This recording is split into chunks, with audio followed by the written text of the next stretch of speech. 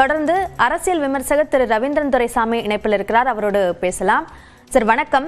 திமுக கூட்டணியில அதிகமான கட்சிகள் சேர்ந்தது பலமான ஒரு விஷயமாக பார்க்கப்பட்டாலும் இந்த தொகுதி பங்கீட்டை பொறுத்த வரைக்கும் அது சவாலான விஷயமாகவும் பார்க்கப்படுகிறது. இதுல திமுக என்ன வியூகத்தை கடைபிடிப்பாங்கன்னு நினைக்கிறீங்க? அதாவது 2019க்கு பிறகு 19ல ரொம்ப லிபரலா ஸ்டாலின் விட்டு கொடுத்தாரு. காங்கிரஸ் கட்சி கன்னியாகுமரியில மட்டும்தான் வச்சு வசனமா டெபாசிட் எடுத்தாருன்னா போது கூட அவருக்கும் ஒரு பின்னடைவு இருந்ததுனால காங்கிரஸ் கட்சிக்கு 10 இடங்களை கொடுத்து ரொம்ப லிபரலா தான் அந்த தொகுதி பங்கீடு செய்தாரு. அதன் தொடர்ச்சியாகத்தான் ஒவ்வொரு தேர்தலையும் அதை பங்கீடு செய்ய வேண்டிய சூழ்நிலை இருக்குது. ஒரு எம்பிக்கு 3 எம்எல்ஏக்களுங்கிற ஒரு இதை 2021ல அந்த முடிவெடுத்தாரு. ஒரு யாட்சிக்கு வந்து எல்லா கட்சிக்கும் ஒரே மாதிரியான ஒரு முடிவா இருந்தது.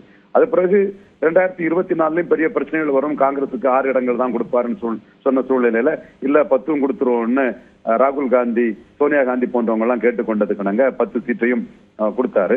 இப்பொழுது 3 முறை வெற்றி பெற்ற அந்த அணிக்கு வந்து இப்பொழுது தொகுதி பங்கீடுங்கிறது பெரிய பிரச்சனையா இருக்காதுன்னு நான் கருதுறேன். இன்னைக்கு இன்றைய தினம் முஸ்லீம் லீக் கூப்பிட்டு பேசுறாங்க. முஸ்லீம் லீக் கடந்த சட்டமன்ற தேர்தலில் 3 இடங்கள் போட்டி போட்டாங்க. 3மே ஒரு இந்து பேக்லாஸ்ல 3 தொகுதிகளுமே தோல்வி அடைஞ்சிடுச்சு.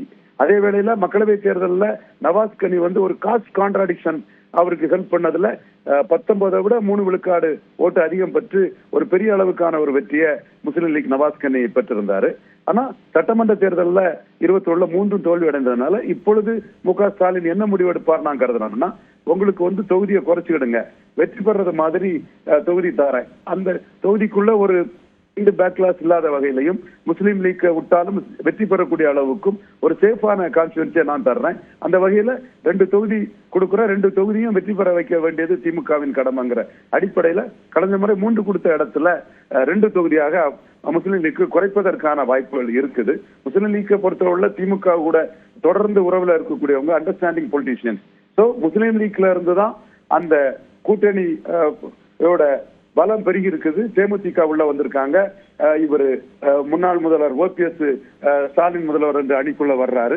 சோ இந்த அடிப்படையில நீங்களும் சீட்டுகளை குறைச்சிக்கிடுங்க, வெற்றி விகிதம் கூடும். முன்னாடி 3 சட்டமன்ற தொகுதிக்கு 2 சட்டமன்றம் என்ற அளவுக்கு இருந்த வெற்றி விகிதம் கண்டிப்பா 4க்கு 3 என்ற அடிப்படையிலும் இல்ல 5க்கு 4 என்ற அடிப்படையிலும் வெற்றி விகிதம் கூடும். அதற்கு தக்கன நீங்க விண்ணப்பல் சீட்டை எடுத்துக்கிற அடிப்படையில கூட்டணி கட்சிகள்கிட்ட பேசுவாங்க.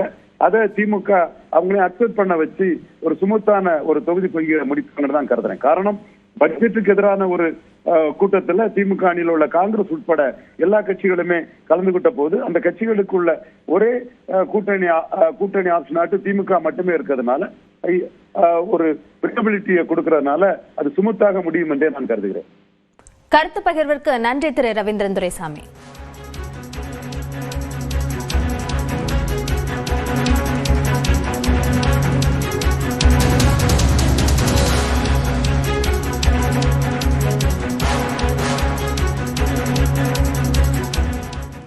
இடைவேளைக்கு பிறகு செய்திகளை தொடர்ந்து பார்க்கலாம்.